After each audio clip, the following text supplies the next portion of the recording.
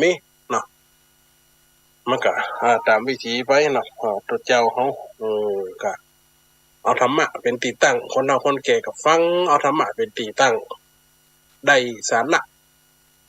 ได้ประโยชน์ก็หูไว้ใช่ว่าใส่บาแบ่งหามของมันนี่มันอยู่กูกับศาสนาเนาะศาสนาพุทธเนาะอยู่กูกับวิถีชีวิตคนพุทธเรามาเมินเรื่องกินเรื่องทานเรื่องบุญเรื่องบาปเรื่องทุกข์เรื่องสุขโอ้มีสปะสาปิแล้วแต่ไผจะปะใส่เรื่องได้ก่อนลบหลีกบ่ได้สักคนเกิดแก่เจ็บตายนี่ก็เป็นเรื่องปกติชั่วโมงนี้อยู่ด้วยกันอีพ่อไอ้แม่นำมาฟังเรื่องสาระได้ล่ะสาระได้ธรรมะเรื่องใดปกติจะเข้าเฮาป้ากันทุกวันอาทิตย์นะประมาณ1 ทุ่มในวันการ8 โมงเช้าหลังเคารพธงชาติอันนั้นคือเวลาประจำวันนี้ได้มาออกแทนพระอาจารย์ท่านเนาะก็FC พระอาจารย์ก็มาฟังทั้งเพลงของก่อนก็ได้เด้ออย่าไปหลายคืนนี้เด้ออย่าไปคลื่นหลายคืนหาเพลงแต่ว่าใจพระอาจารย์สมชาติแล้วเลื่อนก่อนไปฟังเพลงก่อนไอ้เนาะวันนี้พระอาจารย์อย่ามาโหมาอู้ไอ้เนาะเสียงก็บ่คุ้น สำเนียงก็จะบ่เหมือนกันเนาะอันนี้ทางตัวเจ้าทางลำปางเจโฮมกับสำเนียงจะอยู่กลางๆหน่อยเนาะถ้าแปลน่านเพิ่นก็ไปแหมสำเนียงนึงลำปางแหมสำเนียงนึงเชียงใหม่ก็แหมสำเนียงนึงอูบอยอูจ้าเรียกว่ากำอูอาจจะบ่เหมือนกันก็ย่อมได้สาระไอ้พวกไอ้แม่เนาะเฮาฟังดีบ่ฟังดีได้ดีฟังแล้วเข้าใจฟังแล้วมีทิฏฐิฟังแล้วก็เกิดปัญญานี่ปัญญาโลกัสสมิงปโสโตอีหยังทั้งคณะของมหาลัยสงฆ์เพิ่นก็ยังเขียนขึ้นเนาะปัญญาปัญญานังรัตนังปัญญาเหมือนดวงแก้วอีโลปัญญาเป็นสิ่งอันประเสริฐที่เปิดไฟตะกี้น่ะรู้สึกว่ามันจะตัดตอนไอ้พวกมันเป็นห้ำเนอะอาตมาภาพนี่ได้เขียนขึ้นมาห้ำขึ้นมาสอนหมู่คนเฒ่าคนแก่จะมีห้ำปิดตะพีห้ำพระคุณแม่ห้ำศีล5มีหลายทำนองเด้อห้ำตะกี้นั่นห้ำทำนองนึงเนี่ยห้ำศีล5ตอนนั้นเป็นองค์การหมู่บ้านสีขาวกะเนาะแต่ละตีละตังทุกวัดทุกวาทุกตำบลเป็นจัดเนาะอาตมาภาพก็แต่งไปเอาไปจัดเข้ากระบูดงานเปิ่นเมื่อหลายปีมาเนี่ยรวมคนเฒ่าคนแก่คนที่เป็นสวดมนต์นอนวัดเอามาว่ากันนี่เป็นเท่าว่าห้ามนะมันมีหลายอย่างมีห้ามมีกันลงมีจ้อยมีซอมีมีข่าวนี่มันอยู่ที่คนเขาจะยิบมาว่านะมันอยู่กับกูกับศาสนาเขามาเมินนะอีบ่อยไหมเป็นข่าวเป็นเครือเป็นข่าวเป็นเครือเป็นจ้อยเป็นซอนี่มันเกิดจากในวัดมาถึงนั่นเป็นสั่งช่าง10 โมงหน่อยนั้นทุเจ้าทั้งนั้นเนาะแปลงวัดแปลงว่าแปลงบันแปลงจองแปลงของแปลงกองนี่ของระนาดปัดแน่เกิดจากในวัดทั้งนั้นเป็นสิ่งที่รักษาหรือว่าชันลงไว้คนที่เป็นสิ่งห้ามทำพาไปเอาไปเผยแผ่เอาไปสืบลูกศิษย์ลูกหาก็เป็นเรื่องของการค้นสืบค้นไม่สืบไม่หน่อยบ่อยแม่นะนี่เป็นเรื่องของการสืบต่อทายาทอสูรอีโลขนาดหนังมันยังมาแปลงหน่อทายาทอสูรเดี๋ยวคนไหนนะลืมนั่นอย่างก็คุณยายนะลืมหนักนะคล้ายจะคลิปจะขาบนะมันยังมีเอากันเนี่ยมาฟังธรรมะไอ้บ่อยไหมอย่าเอาเรื่องได้มาอูนะถ้าสไตล์จันเสน่ห์การลงเนี่ยท่านเสน่ห์การลงเนี่ยเพิ่นถึงเอาข่าวนั้นเด้อมาอูนะเอาข่าวเนาะเอาข่าวเอาเครือวันนี้เขาจะอ่านเป็นทำนองก็ว่าอ่านได้ดิฮะอินเหรอเขาอ่านเป็นทำนองมันหนักนะเนาะวันนี้ถ้าเขาอ่านเป็นธรรมดาได้กะ อ่านเป็นธรรมดาก็เป็นทำนองอินเหรอวันนี้จะเอาเรื่องอย่างกระช่วงนี้มันใกล้กินใกล้ตานหน่อยปล่อยแม่เนาะกระช่วงนี้ข่าวพระข่าวเจ้าก็ออกมันด้วยเขาฟังออกข่าวใกล้จะเข้าวันสากาใกล้จะวันสำคัญทางศาสนาเริ่มละข่าวพระเจ้าดีผ่องเอามาตีแผ่เอามาว่าเอามาเนี่ยคนเขาใจทอดในการทำบุญนี่คนจะหลอดเตียนหลอดตานกันคนจะเข้าภาษาถือศีลกันบางคนก็ใจปังละให้ทำบุญละข่าวทุกเจ้าออกข่าวทั้งไตทั้งลาทุกเจ้าเนี่ยมันดีทุกเนี่ยเสียทุกเจ้าเนี่ยยุ่งทุกเจ้าเนี่ยมาถูกทำนองกองศีลเอามาว่าบ่ใครทำบุญตัวบ่เดียวเนี่ยยัง ทำได้กะนะไอ้นะทำได้กะร้านบ่ได้ยังบุญได้หุ่มได้หุ่มอาบได้หุ่มได้หุ่มทุเจ้ากำเจ็ดทุเจ้ายำหุ่มเนี่ยห่อข้าวลูกนักเอาสีกามานอนอีโลนักก็กินเราไปอันขึ้นรถอีโลอันนั้นก็ไปต้าตีบินทบาทนี่นะออกข่าวตะวันนี่ก็มีนะทุเจ้าบินทบาทอันนั้นก็กระเทยมันไปอยู่ทุเจ้าเนาะมันจะอยู่อันอันนี้นะอยู่อารมณ์วันนี้มนเจ้านี่มนเจ้าจะใส่บาตรนี่นะเปียเปิดจอดแล้วว่ามันได้เจ้ามันใส่ใช่ไหมโอ้ทุเจ้าก็ได้ถามอย่ามันอู้กันเช่นนั้นนี่หรออันนี้เป็นแม่ยิงก็เปิดใจนะฉันเป็นกระเทยทุเจ้าก็จะมืดนะไปกระเทยก็แค่เสียพันละอีแหละกระเทยกับเปิดใจนะเอาแล้วห้าวกันบ้าเบะบ้าเป๊ะนะเกิดการทะเลาะวิวาทกันแฮมมันก็เป็นเรื่องเป็นเล่าเนาะป่าตัวเดียวกันเอาถึงของสถาบันทุเจ้าสถาบันหมอสถาบันครูสถาบันตำรวจเหมือนกันอีกบ่อยไหมถ้ามันผิดทันคนตีว่าตำรวจจะดีมันเดียวเลยเยี่ยมจะได้ตายกฎหมายมันเป็นกฎหมายหมอปัญญาคนตันตายก็ว่าหมอเดียวจะมีจรรยาบรรณเนี่ยมันก็มีผ่องนะคนเฮานะกรรมเฮาถึงเรื่องกรรมเปิ่นมาติดมาตามยาเสื่องตึกกระจ่างมันตายกับมันตายเนี่ยจะได้ขณะอีน้องนั้นรู้ต้องได้ยังได้กกเห็นนิ้วตีนนิ้วมือฝนเอาข่าวอีปล่อยไม่พอก็ไม่ข่าวนะฟังข่าวรู้ต้องแต่รู้หลายวันมันกำไปหาหมอจะไปในกกตีนกกมือฟ่องกับป้อใจฟ่องกำป้อใจไปกกเป็นยังอ้าวกกก็จะติดเชื้อยังพอนะของเก่าหมอเนี่ยมีจรรยาบรรณลูกไว้เรื่องหลายเราเอาเป็นทุกเจ้าก็จะอู้เรื่องทุกเจ้าเนาะจะไปอู้เรื่องหมอเรื่องตำรวจกับบัดได้หูรักกฎหมายบัดได้หูรักการรักษาคนเนาะตามแผน แพทยศาสตร์อะไรยังเขามาอู้เรื่องพระอีบ่อยไหมเนี่ยเพิ่นว่าอันนี้จะเป็นข่าวบทหนึ่งที่ว่าตานพระปลอมได้ขึ้นสวรรค์นี่ตานกับพระอรหันต์ยังได้ตกนรกก็เหมือนกันนะอีบ่อยไหมทุกเจ้าเนาะพระอรหันต์คือพระอย่างขีณาสพผู้ที่บรรลุถ้าเขากราบไหว้ปู่จาตานข้างนั้นอาจจะบรรลุถึงธรรมได้ก็ได้ตานข้างนั้นบุญจะได้สนองเขาเลยเต็มร้อยก็ได้นี่พระเจ้าตุนมีศีลพระอรหันต์เป็นขีณาสพเป็นผู้รู้ผู้ตื่นผู้บานนี่แล้วถ้าใจเขาคุณมัวตานแล้วมันได้หยังจะเป็นพระอรหันต์10 ตน20 ตนเขาก็บ่ได้หยังนี่ขนาดตำนานพระอุปคุตเนาะตำนานพระอรหันต์ตำนานเขาสลากเป็นยังมาว่าคือตานพบเก่งว่ามันจะเป็นพระอรหันต์หันเป็นตัวน้อยๆดำๆแต่เป็นสามเณรน้อยเป็นพระอรหันต์ก็ลูกเป็นยังหูนี่มาโอ้เรื่องตานพระผอมยังได้ขึ้นสวรรค์ตานพระอรหันต์ยังต้นนรกนี่พ่อไอ้แม่ลองฟังก่อนเนาะในข่าวบทนี้เนาะถ้าคนใดจะโทรเข้ามาเนาะกับคนท้ายๆรายการเนาะคน0871820625เนาะอีพ่อไอ้แม่เนาะ0871820625ย้ำแหมกำเนาะ0871820625อันนี้คือเบอร์โทรของอาตมาภาพเนอะแล้วคนใดถ้าจะติดตามทาง Facebook ก็ได้นะ Facebook ตักมาโอไข่หันหน้าไข่หันตากับฟิล์มเข้าไปเลยเสน่ห์กาหลงสระเอสอเสียนอหนูให้เอกหอหีบกันนั้นกอไก่เจตวาสระอานี่หรอแล้วก็หลงหอหีบลองอลอลิงงองูเสน่ห์กาหลงถ้าพิมพ์มาจะหันนะคำความเกินไหวหันอัตมาภาพหันเป็นตัวแต่ถ้าไล่สดก็จะหันถ้าเข้ารายการประจำก็จะไล่สดได้หันหน้าหันตาได้ทักทายกันตัวถ้าคนได้เบอร์โทรก็ตะกี้น่ะ0871820625นะอีปอยอีแมทเนอะฟังเนาะเรื่องข่าวตานผอมได้ขึ้นสวรรค์ตานกับพระอรหันต์ยังต้นนรกนี่มันเป็นยังไงลองฟังกันเนอะอิมังตานังนะฟังเนอปีน้องโหตีเกี่ยวข้องเจ้าพุทธตั้งหลายตามตีออกในใบลานผาเจ้าเรื่องกินเรื่องตานคำสอนเก่าเงามีใจตานลิงน้อมบ่ดีเสียได้สงสัยกีดข้อมบ่มีใจอ้อมตั้งบุญถึงตานมากนักมันก็หายสูญหาเอาตั้งบุญน้อยหนึ่งบ่ได้นี่ต ตันหนักวันใดนะถ้าว่าใจกิจใจก้อมใจโคตรใจมิ่งตันไปหนักเขากับบันไดจิตใจมัวดำทำหล่อนไม่บ่เป็น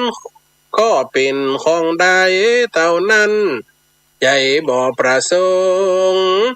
มันคงวันข้างเจตนาสร้างสมปานเหมือนจะเล่าเข้าก้อนกายข้าวสารเรื่องของการต้านตำนานกล่าวอ้างทำบุญกุศลกับพระพร้อมสร้างยังถึงนิพพานจันฟ้าได้ทำกุศลผลบุญต่อตาอรหันต์กาองค์งามยังตกนรกแท้กลมอขางเพราะว่าการตานมนทินบอกเกียงนี่ยังตกนรกแท้กลมอขางนะขนาดตานกับพระอรหันต์นะสำนักในตานปนตาน10ตานคนตานซัด10ข้างมาเจ้าตานคือคนพิการ1ข้างตาคนพิการคนทุนคนดุลภาพเป็น10ข้างต่อต้านคนที่ครบองค์กะ1ข้างต้านครบองค์กะ1ข้างต่อต้านสามเณร1ข้างคนถือศีล8ต้านคนศีล1 80ข้างต่อต้านกับสามเณร1ข้างต้านสามเณร1ข้างมาต่อกับต้านพระสงฆ์ยัง1ข้าง10ข้างมาต่อ1ข้างต้านกับพระสงฆ์เป็นพระอริยะมาต่อกับตานพระอรหันต์1ข้างตานพระอรหันต์10ข้างมันต่อตานกับองค์สัมมาสัมพุทธเจ้า1ข้างนี่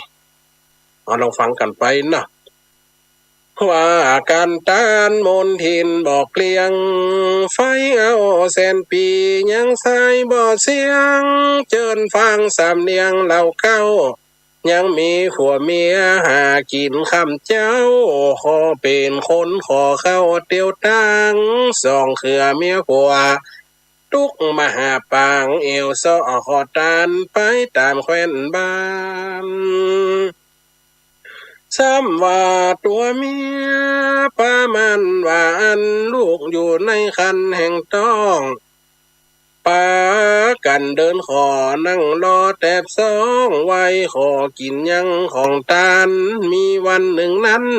เมียมีอาการแป้ต้องแป้คันใครอยากกินข้าวเป็นคนขอตาล2ผัวเมียขอตาลไปขอกินขอตาลแต่ว่าเมียน่ะปามันต้องนี่อีปล่อยแม่ต้องปามันมีลูก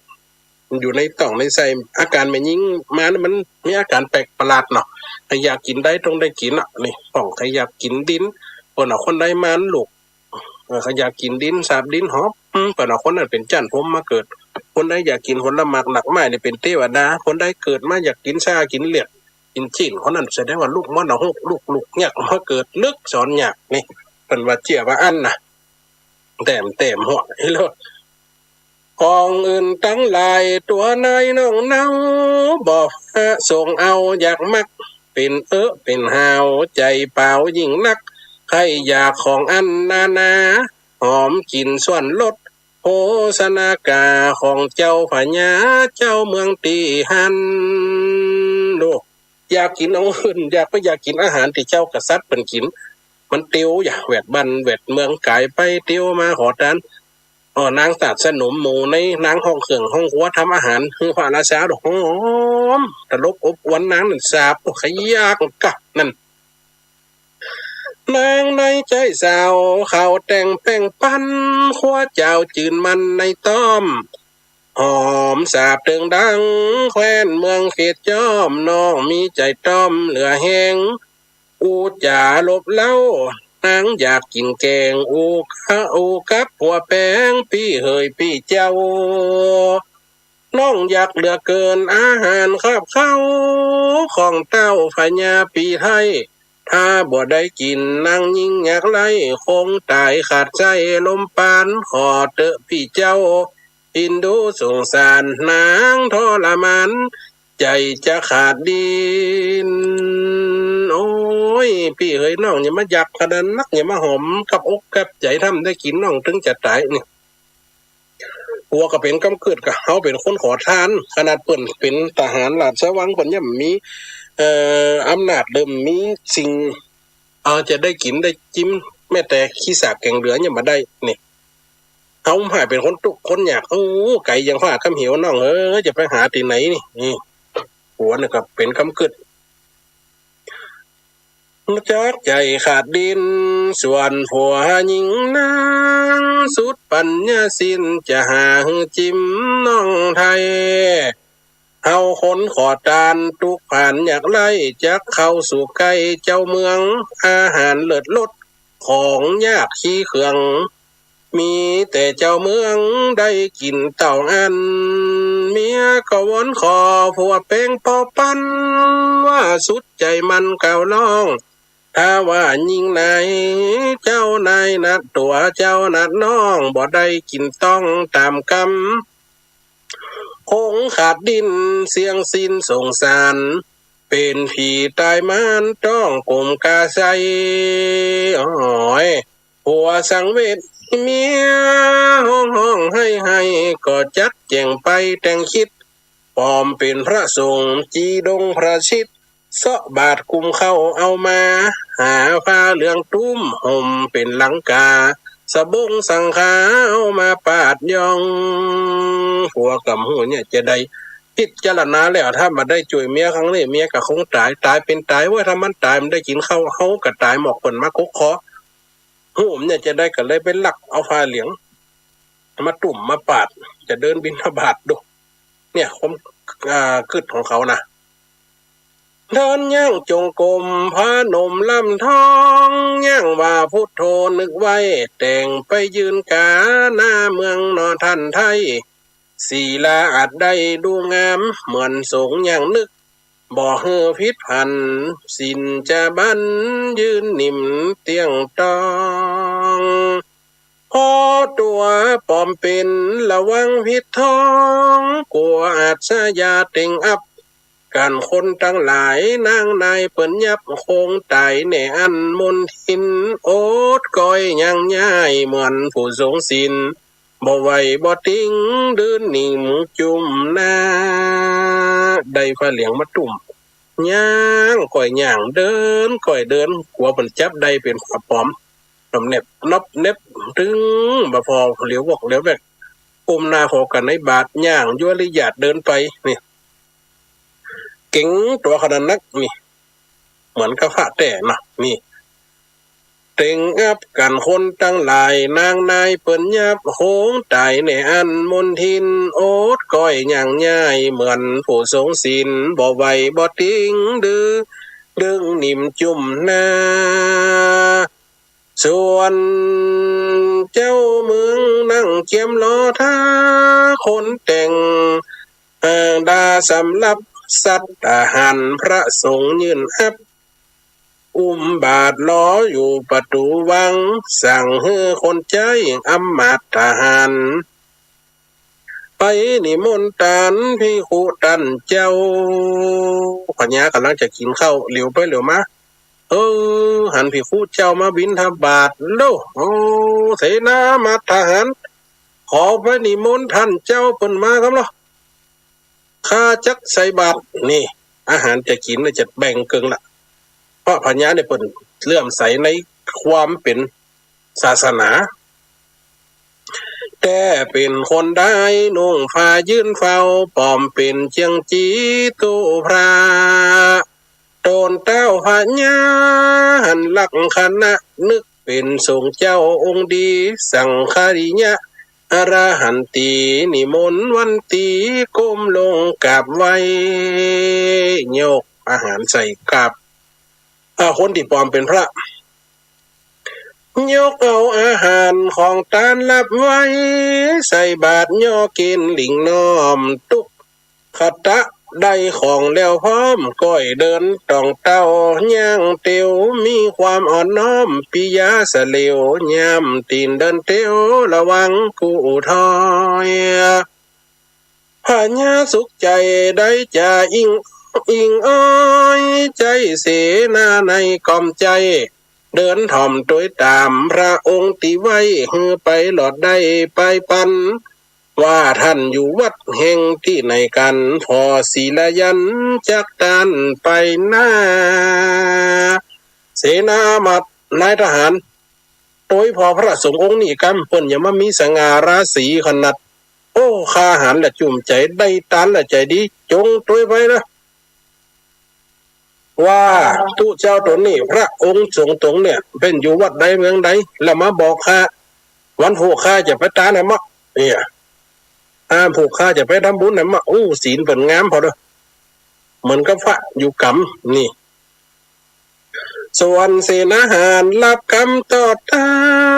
เดินถ่อมต้วยมาที่สั้นส่วนทุกขตะโปนเมืองแล้วนั้นก่อนจะออกบ้านตูบคาล้ว พาเหลืองปึกสะบุงลังกาเอาอาหารมาเฮือเมียแห่งเจ้าตุกขัดตากัดโน่ไปถึงขั้นเหลียวบกเหลียวบักมานไฟกันล้ว พาเหลียงออก ล้ว พาเหลียงออกปึ๊กเขาสอนไปเหี้ยเอาได้อาหารมาเฮือเมียละทายเสนาหารอันเดินต้องเต้ามีใจโกธาลันขึ้นสู่เกหากำฟ้าเรื่องยึดยังกายังบ้านตัวเจ้าคนใจ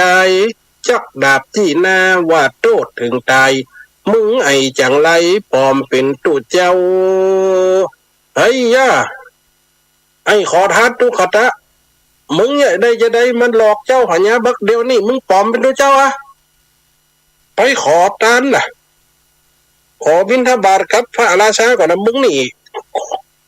โกหัวเจ็ดกอมเนี่ยมันยังมาเต่าอาญาของพระราชามึงหูก็โลกเป็นลักเอาของ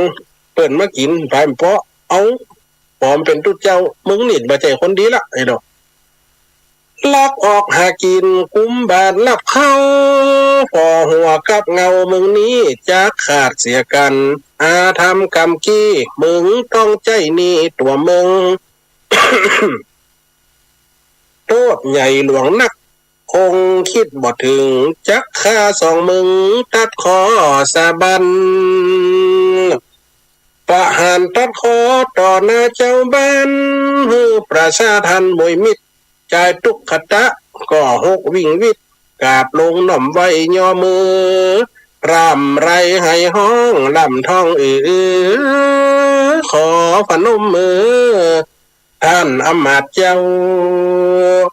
ขอจุงดักฟังตัวนายน้องเนาอย่าตัดคำเบาเก่าล้ำเหตุผลข้ามีขอปอโหดข้ามเมียข้าว่าซ้ำป้ามันอุกอังเหล่าร้อนอยากกินอาหารสาบกินหอมมันในวังแห่งห้องหยุดก่อนขอเถอะครับโลข้าขอไว้เถอะเสนาท่านเสนาบัดเดี๋ยวนี้เมียแห่งข้าเกิดความทุกข์ร้อนในใจอยากกินอาหารของพระราชาน่ะข้าได้หมดปัญญาจะหามาให้ฟังเหตุผลแห่งข้าคำเตอะโลนายอามาตย์นายเสนาทหารก็เก็บดาบใส่ในฟักเอามึงว่ามาเมียข้าเนี่ยต้องประมาณอาหารอื่นได้มันกำอยากข้ามหูจริงเนี่ยจะได้ความเป็นหัวเป็นเมียเนาะอย่างท่านนายทหารเนี่ยท่านอามาตย์เนี่ยก็มีลูกมีเมียถ้าเมียเกิดความจะอีท่านจะหามาให้ก็ลูกอยู่กันมาเล่าไว้แล้วมาเล่าตุกด้วยให้ด้วยนายอามาตย์ก็ใจเย็นไปมันแต่เนาะเนี่ยจะได้กำจังเนี่ยมันกำมาพิษแต่ถึงพิษแต่มันกำมาถึงว่าขั้นว่าลักทรัพย์ลักเขาลักของนะมันก็แค่พร้อมเป็นนี่แห่งห้องอาหารพญานคนแต่งตองเกิดน้ำลายนองเกิดน้ำลายนองมากล้ำสุดปัญญาตนสุดปัญญาตนไผ่บ่โหดกรรมคนตุกออกบ้านเมืองมาขอตานอย่างนี้ไปตามภาษาได้เล่าติมาเหตุการณ์แต่กี้อามาตย์ได้ฟังบ่ซับปาลีเกิดความยินดูแต่ตักเลยกลับหลังหันไปสู่สำนักหวังจักกราบทูลพญาไปถึงหลอดแล้วก็ยกไว้สาถวายทูลกาวาจากรรมอ้างว่าข้าบัดไป ตามที่อยู่สร้างวังตุ้ยถ่อมตังองค์พระลอดโป้นเขตเมืองกำแพงล้อมตะบ่หันตันเจ้าทรงฝนหายตากะเป็ดลอยสู่เวหนสยองสานบนในอากาศกว้างโลเสนานเสนาหารหูอย่างอันพบเพียไปถึงเจ้าพญาที่เขตติดตามไปหาตุเจ้าตัวนั้นก็เลยทูลความเทศว่าโอ้ไวสากราบทูลพญาค่ะองค์พระผู้เป็นพระราชาบาดเดียวนี้พระสงฆ์ท่านที่ฮือตุ้ยถ่อมไปหานำบัดเดียวเนี่ยเมื่ออัดคาบาดตุ้ยไปเนี่ยบัดเดียวเนี่ยไปหายหน้าหายตาส่องหน้าเนี่ยโอ้ละคนขิงลุกอยู่ไอ้หลกหายสยองขึ้นบนอากาศพุ่นนะหายสยองขึ้นบนเวหาพุ่นแหละดูจุเมื่อเจ้าพญาได้ยินอย่างอันพบสู่ซ้ำใจดีหำล่ะเอากูได้ตานกะฟ้าอรหันต์กูได้ตานกะขีนาศพลูกใจดีใจดีใจดีใจดีขนาดนักนี่สะยองสานบนในอากาศกว้างแต่มันหูหันเป็นคนปลอมสร้างมาหลอกลวงพังทันไทยกับความจริงก็รับปากไว้หัวเมียสองได้วันวอนวานจุไหลวกทำปิ่นบ่หันกราบทูลผู้บานพญาตันเจ้าส่วนเต้าเจ้าเมืองได้ตานนำเข้าปิติชิงเราน้อมรับนึกในใจตนไข้หัวน้อมรับยินดีสอบสู้เจยบานว่าตานนี้แล้วมีหลายเหมือนกันบุญหลายเหมือนกันได้ย่อเกณฑ์ตานละหันเจ้ากูได้ตานว่าละหันจุ่มเนี่ยจุ่มใจ7 วันมากินข้าว9 วันกินข้าวละสุขใจเฮ้ยพายบ่ได้บ่เหมือนได้กินข้าวจุ่มใจอิ่มบุญแต่และนึกฮอดถึงหาว่าตานเยอะแยะตีเต้าตีตานตะวาได้ใส่บาตรพระละหันตาไม่ปีญาบ่มองตำก้อยสุขใจตนบ่มีเศร้าซ้อยบุญกองเต้าดอยเต้าฟ้าสั่งอามาตตนคนไกลต่อตาว่ากันตัวข้าเมื่อมอนกันว่าข้าตายไปนะข้าตายไปแล้วเป็นผีเป็นคอนรับคำวอนตีข้าสั่งเจ้านิมนต์พระสงฆ์ที่เดินต้องเต้ามารับย่อเกณฑ์กูเจ้าใส่บาทย่อตานส่ง7 วันแต่เล่าบ่ฮือคัดของอันใดปัญญาเจ้าฟ้าบอกคนหูใจอามาตคนไหนจูวันหวานเสนาอามาตนับว่าถ้าว่าข้าตายไปนะ7 วันไปตั้งหน้ายังได้กระจ่างมีพระสงฆ์องค์เจ้าสามเณรนักบวชเข้ามาขอกินขอทานบิณฑบาตอย่าเรื่องสีของเปิ้นมึงได้ยกทานเนอะมีได้ทานนั่นข้าจะได้บุญนักเหรียญนั่นเดี๋ยวสั่งนะสั่งไว้อามาตคนไหนจูวันหวานอยู่เหมือนปลายปีกรรมดีแต่งสร้างกับถึงผลทานก่อนนั้นกรรมเก่าหนหลังก็มาบีบกันมาจุราชอันตัวมาเจ้าเมืองแห่งนั้นมวยมิดลับตาได้มรณะเสียงลมเป่าจอยเสนาหารผู้ใหญ่ผู้น้อยจัดตามแนวลอยสั่งไว้ส่วนเต้าพญาไก่กาผักใหญ่จุติเกิดได้เมืองบนเป็นเทพบุตรเป็นเทพบุตรเพราะบุญกุศลกรรมดีมาดลสร้างหนก่อนอ่านพอมีกันตานปิติเสียงทานได้เลี้ยวปันจันฟ้า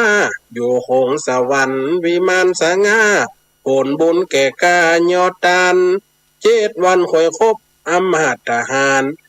ได้เชื่อจานขัวตานแต่งยองนะเมื่อดับจิตตายโอ้เป็นกษัตริย์เจ้าพญาดับจิตตายไปแล้วก็ได้สั่งเสนาทหารคนใจน่ะตีเกยหับใจของพระองค์ก็ได้สั่งไว้ 7 วันหือตานคนพระสงฆ์องค์เจ้ากายไปกายมากะยกงอนเงินเข็นใส่บาตรยอตานนี่ไปตลอดทหารใดเจือจานขวตันแต่งย่องนิมนต์พระสงฆ์บอกฮือคัดข้องสั่งตามกำจองทันไทยว่าถ้า7 วันศพยังตั้งไว้มีพระเหนือไตเดินมานิมนต์ใส่บาตรอย่าขาดคำจ่าตามเจ้าพญาสั่งไว้แต่งสร้างอย่างมีตนบุญกุศลแผ่กว้างได้บรรลุธรรมแล้วเล่านี่มีพระอรหันต์เป็นผู้บรรลุธรรมเป็นผู้ตื่นผู้เบิกบานอรหันต์ก็เข้ามารับนิมนต์เหมือนกันนี่พระอรหันต์กุมบาทเมื่อเจ้าส่วนอามัดเจ้าคนในที่นามิทะเกิดความสงสัยว่าถ้าท่านไปใส่บาตรท่านเจ้าถ้าเป็นพระปลอมมาลองรับเขาจะได้บุญกาบ่ฮู้ใส่บาตรถึงวันไฟกันจังฮู้ว่าเป็นพระสงฆ์ผู้องค์ดีนี่อามาตย์คนนี้เกิดความสงสัยตานได้บุญหัวตัวอันใดตุแต่อันใดตุปลอมหัวอันใดเป็นพระอรหันต์หัวเนี่ยประมาทในพระอรหันต์นะอีปอยแม่บุญแห่งเนี่ยกรรมแห่งเนี่ยจะได้มาใส่ในครั้งเนี่ยเพราะว่าเป็นพระอรหันต์เปิ่นมาขอทานดอกแต่เสนามาตย์คนเนี่ยอามาตย์คนเนี่ยเกิดความสงสัยว่าโอ้ทานไปได้บุญหัวปีตายได้หับหัวอย่าจะให้จักโอ้ว่าเป็นสงฆ์ผู้องค์ดีใส่บาตรก่อนนึกว่าจักเสียสีเสียได้ของมีใส่บาตรไปมันบ่ฮู้ตัวว่ากรรมจะยื้อว่าตนนี่คือตันพระเป็นอรหันต์พระอริยะมันประมาทโดยตะวันมโนใจกึดใส่บาตรจังหันกลายเป็นของตานที่มองตำตายพอใจก่อกรรมประมาทที่ไว้ตกสู่อาบายหลุมพื้นในอเวจีบ่มีตีพื้นบ่ได้หลอดขึ้นเกิดมาเสียงพันธกัปองค์นี้แหละนาพระสีอันมาจากป่าออกใดหลบบาปกรรมตกก็ใส่อามาตย์คนนี้ เสียงตีว่าไปตกตีในนรกล้อพระอริยะเมตไตรมาจากตัดสินว่าพูนกำพูนเพราะประมาทในพระอรหันต์นั่นนี่นะมันก็เคยมีข่าวเนาะไม่ข่าวหรือมีอูน่ะมาเชื่อในพระสงฆ์องค์นี้มาเชื่อว่ามีอรหันต์เนี่ยคนเขาบาเจงหูว่าไฟเป็นอรหันต์ผู้ที่บรรลุธรรมมันจะมีไฟหูได้เนาะผู้ที่ปฏิบัติเท่านั้นจะหูได้คือเหมือนกันนี่อันนี้แหละนอก้อยย่อมือไว้เฮาเป็นคนไทยเมืองพุทธบุญจะฮือตานบ่ต้องนั่งกึดตานหมอกเฮามีก็ปอเปิ้นว่าซื้อจ้างอย่าอ้างเหลือฟอกินตานกินปอตานปออย่ารอเอาหน้าอีเหลือฟ้องก็กินตานตัวตานเท่าใดเปิ้นตาน100ก่อนเอาเปิ้น500ก่อนอย่าเปิ้นปั้นก่อนฟังเปิ้นประกาศชื่อค่าติ๊กบางคนมาประกาศชื่อกันน้อยอกน้อยใจอย่าไปรอมันอีบ่อีแม่นตานแล้วพุ่นน่ะเฮาได้เฮือตานเหมือนกับญาติน้ำตกแม่เท่านี้กับบัญชีจดไว้ของทานพวกเนี่ยชื่อว่าเป็นบัญชีบุญเอาพอพระพุทธเจ้ากะเอาพอพระพุทธเจ้าได้เฮือตานเนาะได้เฮือตานมาตั้งแต่กีจัดกีภพ4อสงไขยปลายแสนมหากัปตานมาเลยญาติน้ำตกแม่เท่านี้ก็เอาผมรับรองเอาสุดท้ายพญามารจะมาฆ่ายังฆ่ามันได้พญามารจะมาสิงแต่นแก้วยังสิงได้บีบน้ำผมความหัวลูกน้องพญามารตายหมดเพราะว่าบุญขินบุญทานจดบัญชีไว้องค์พระพุทธเจ้าห้อมได้เว้นทานเนาะพระพุทธเจ้าห้อมได้บักจื่อเนาะมันได้เขียนชื่อเสนาซองเนาะนี่เขียนว่ามือมันหายเจ้าบ่ฮือมันหลงเจ้ามันได้เพิ่นว่าฮือทานปุ๊บเฮามีใจฮือทานญาติน้ำแล้วก็คือหมายติดสแตมป์ละนี่เอาฮือทานห้อมญาติน้ำก็เหมือนกันอีพ่ออีแม่การฮือทานเหมือนกับส่งจดหมาย ถ้าบัตรติดสแตมป์เขียนจดหมายไปตึกส่งของไปตึกบัตรติดสแตมป์มันก็ตีคืนเจ้าเก่ามันก็เป็นของเฮาอยู่วันยังค่ำตานก็เฮือหยาดน้ำตัวเหียอนุโมทนาตานบ่ได้หยาดในวัดก็หยาดนอกวัดกันได้ข้าว่าวันนี้ข้าได้เฮือตานเด้อวันนี้ข้าได้รักษาศีลเด้อนี่หยาดน้ำไปเฮือตานไปบุญก็จะปอกปอไปหั่นเป็นของแม่นี่มันก็สะสมบุญไปนี่ห้องยังโหหาชื่อสู่ชื่อหาบุญจะนำปลาเป่าวางตานข่าวตานของกายกองเต้าลังจ้างบุญจะได้กว้างเต้าแมวนะตานเต้าจ้างบุญได้เต้าแมวบ่นว่าจะได้ห้องตานขิมเล่มบุญจอดลอดแผ่ววิมานแนวสวรรค์แห่งห้องไปถึงสวรรค์บ่นนะยามเมื่อจะตานอย่าได้ติดของอะไรวอนดังคืดเสียได้เมื่อหลังอย่าหวังอย่ายึดยอมเป็นสิ่งอันเปล่าได้ตานและเสียได้เปิ้นตานและตัวทุกเจ้ามันจะกินพ้นลายกำแพงมันเหี้ยเปิ้นที่เราเปิ้นตานแล้วเจ้าบ่มักเปิ้นกินตัวนั้นกินตัวนั้นกินเปิ้นทำได้บุญละตัวคืดเสียได้เปิ้นเอาไปตานละตัวเสียได้กลายเป็นสิ่งที่เฮาเสียได้แล้วเฮาจะได้บุญก็ไปได้อย่างบุญบ่ได้ก็เหมือนกันนี่ตานน่ะว่าเฮาเป่าได้ก็เมื่อสละตานบ่น่ะเฮาตานมันน่ะใส่บาตรปุ๊บเข้าทุกปืนสัตว์กลับไปกินเฮาก็ได้เลี้ยงลูกเลี้ยงเต้าได้เลี้ยงลูกเลี้ยงเต้าได้เลี้ยง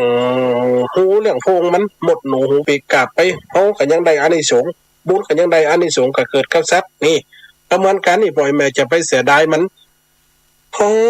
สิ่งอันเปล่าลอยตานของเหล่านั้นจักมักย่อมจักมองซอยถึงกองเต้าน้อยไผ่บ่อวัดตานคนทุกจนตานหมอกเข้าปันยังดีกว่าตานอย่างนั้นตานตัวตานน้ำพริกแล้วกินชิ้นปลาตัวตานถั่วงาแล้วกินชิ้นปิ้งก่อนที่จะตานอย่ามีขดมิงเอามาอ้างอิงตามนี้เล่าสู่กันฟังก่อนละนายเฮยอันนี้คือตานพระปลอมได้ขึ้นสวรรค์ตานกับพระอรหันต์ยังตกนรกที่พ่ออีแม่ได้ฟังรายการเข้าใจก็ว่าการฮือตานเข้าใจกับว่าการรักษาศีลเป็นจะได้ได้ว่าอันนั้นตานจะเกิดอานิสงส์จะได้ก็เหมือนกันเนี่ยสิ่งมันคือการทำบุญด้วยใจนะทำบุญด้วยใจทำบุญด้วยบ่เสียดายทำบุญด้วยบ่มีการลังเลบ่มีถีนามิทะเกิดขึ้นในใจเกิดขึ้นแล้วจะเกิดความอะหยังเปล่าได้ศูนย์เปล่าทำบุญเอานาก็มีลูกนี่คนเฮามันมีเสมอไปเนาะเปิ่นตานตัวตานมันได้กินยังเปิ่นไปฟังธรรมตัวไปฟังธรรมอาตมาภาพเคยแต่งธรรมไว้อยู่เฟซไลน์สายบุญนะเปิ่นไปก็ไปเต่าไปหนังไก่พระสงฆ์เนี่ยทำเป็นกลมๆกราบลงเต่าอันนี่นะไปกันจ๋าปากตานเล่าขวัญเดือดดานกันเศร้าอย่างอยู่ตั้งหลังดูกันทุกเจ้ากระเตดไปใครจะไหวก็ไหวเตอะเขามาแหละมากันเป็นว่า60 ปลายได้กินเงินเดือนเขาวัดเขาไว้หรอกว่าเป็นว่ากว่าเป็นหูว่าเป็นว่าเขาวัดเขาว่าไปได้ตามหน้าที่อันนั้นบัดได้บุญนะโอ้ยแม่เพิ่นได้คืนสวรรค์จันฟ้าพุ่นเนาะไอ้เราไอ้แม่เพิ่นได้บุญพุ่นเนาะเนี่ยสิ่งบนนั้นมันก็เกิดความอานิสงส์ผลบุญตานก็จะเกิดขึ้นนะเกิดขึ้นกับคนที่เฮาคือตานแบบสบายใจตานแล้วเกิดความสิ่งที่ดีฟังในสิ่งที่ดีฮู้ในสิ่งที่ดีก็เหมือนกันอีปล่อยแม่ถ้าตานแล้วเฮามันได้สิ่งที่ดีตานแล้วมันได้สิ่งที่เฮาได้ของตานสิ่งนั้นก็จะบังเกิดอย่างสักอย่างนี่ก็เหมือนกันสิ่งนั้นก็จะย่อมเกิดกับความบ่เข้าใจในการตานบ่เข้าใจในการรักษาศีลบ่เข้าใจในการฟังธรรมเปิ้นทำตัวธรรมเปิ้นเนี่ยตัวเนี่ยเปิ้นปฏิบัติตัวปฏิบัติแต่ใจคนเฮามันบ่มาก็เหมือนกันถ้าใจเฮามาในสิ่งที่ฮู้สิ่งที่หันถ้าใจเฮามาในสิ่งที่ความเข้าใจในการทำบุญน่ะก็ย่อมส่งผลส่งอยู่ให้เฮาได้รับผลบุญรับอานิสงส์รับสิ่งของทานได้กลับคืนมามันใจบอกโอ้ยแม่ตานแล้วป๊บได้นั่นหนาอานิสงส์บุญแม่ก็ได้อย่างทุกเจ้าเอาขนมให้ลูกทุกเจ้าเอาสังฆทานให้แม่ปิกบ้านมาเปิ้นอย่างเก่ากิโลอันนั้นใจบุญอันนั้นเฮาอานิสงส์เปิ้นตานนักก็กลับมาให้เฮาเหมือนเก่าเนาะเปิ้นตานนักก็เนี่ยเพิ่นเฮาเหมือนเก่าสิ่งนั้นก็เหมือนกันสิ่งนั้นก็เหมือนกันเมื่อเฮาตานป๊บ ถ้าเขานี้ใจสมมุติตาน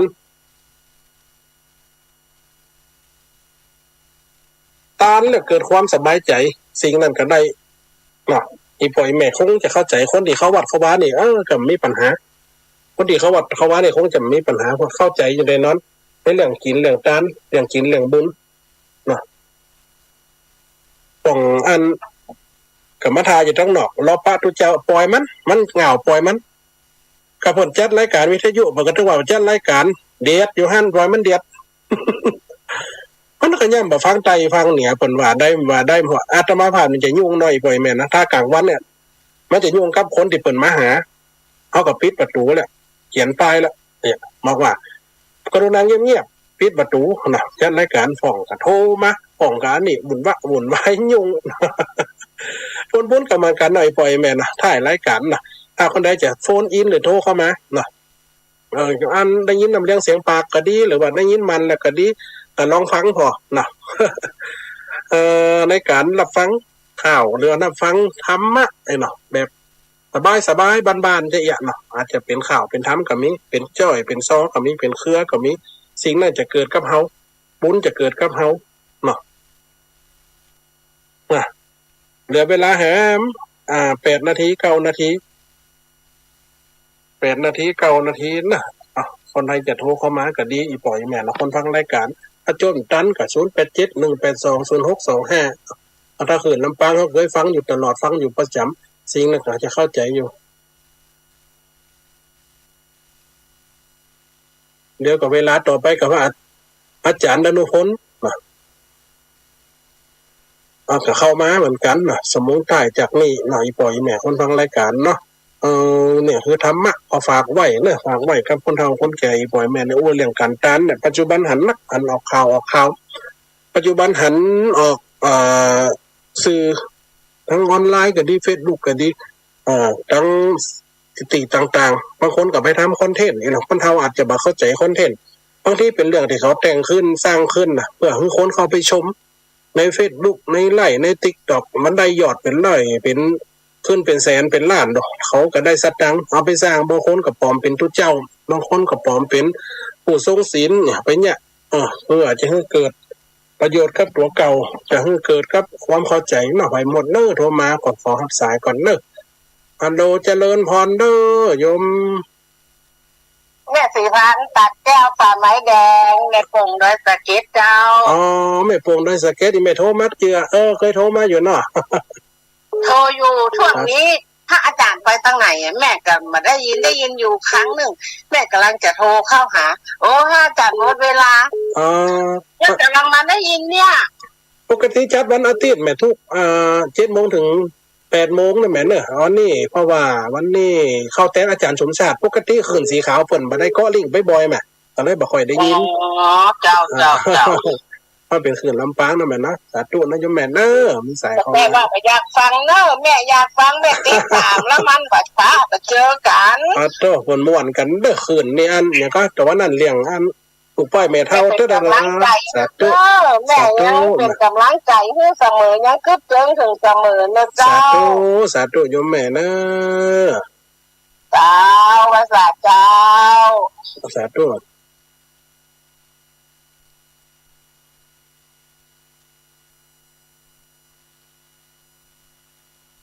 สาธุเจริญพรเนอะโยมแม่พระสาบารมีธรรมเจ้าแม่วันแม่เหียเจ้าเน็ตเตอร์ท่าจ๋าสาธุแม่โอ้ยเจ้าม่วนดีสาธุแม่เด้อเป็นข่าวแม่ข่าวทำนะจะดูมันแต่นั่นน่ะโดนมาขอตั้งบ้านแม่ท้องรถเจ้าสาธุแม่เด้อจะไหลเน็ตเตอร์อันมวยแฟนนี่นะก็คือจะล้ำหน้าจะล้ำหน้าอันของจริงเนอะปกติจะจัดขึ้นลำปางนะสาธุจริงๆถ้าอาจารย์เก่งจริงๆสาธุ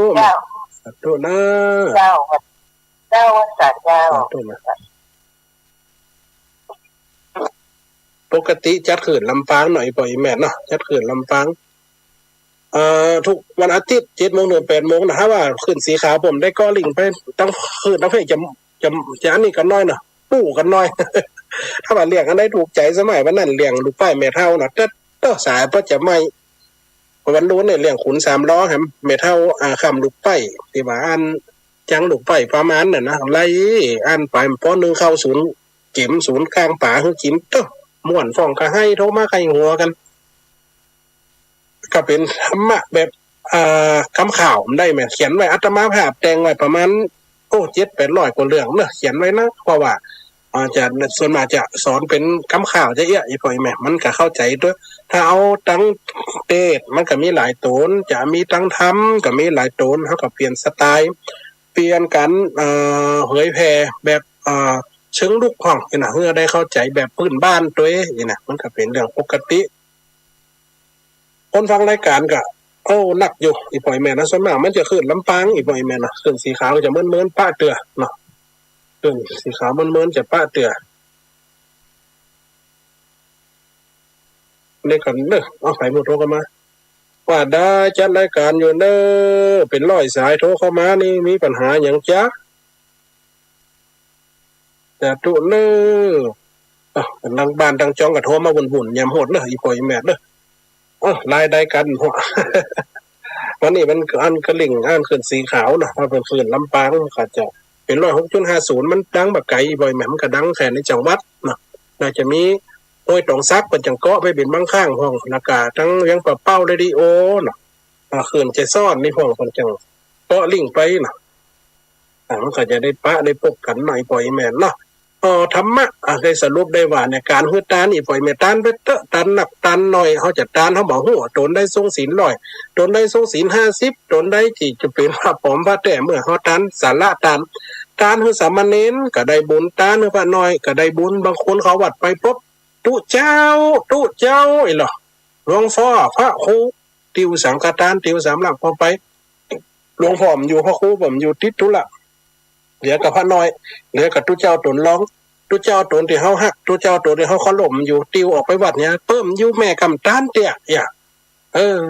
กับตุเจ้าตนนั้นผมจ้างกินข้าวกะแล้วพระน้อยผมจ้างกินกะ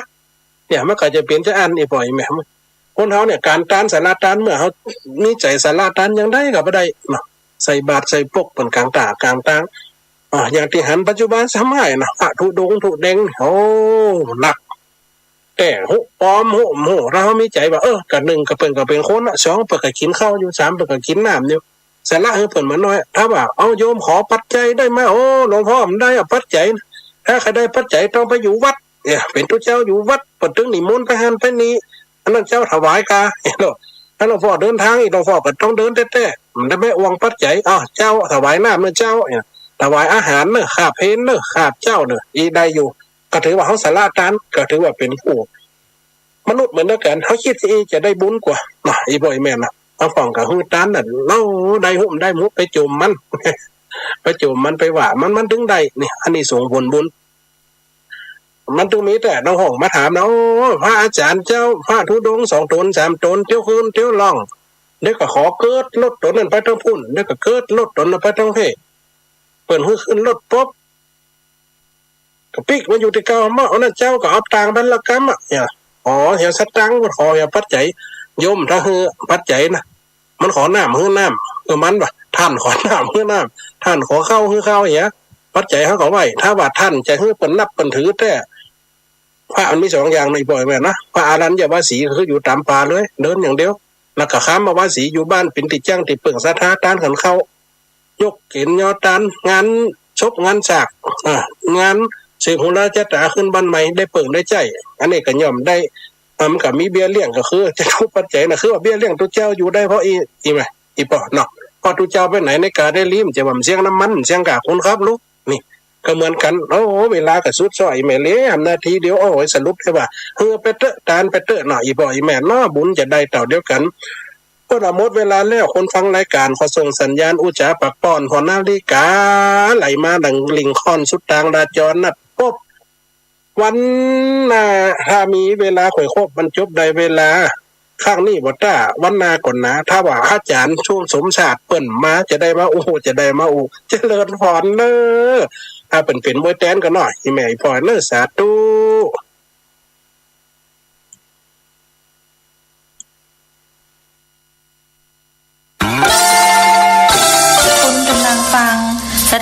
ทยุเพื่อการศึกษาวิทยาลัยสง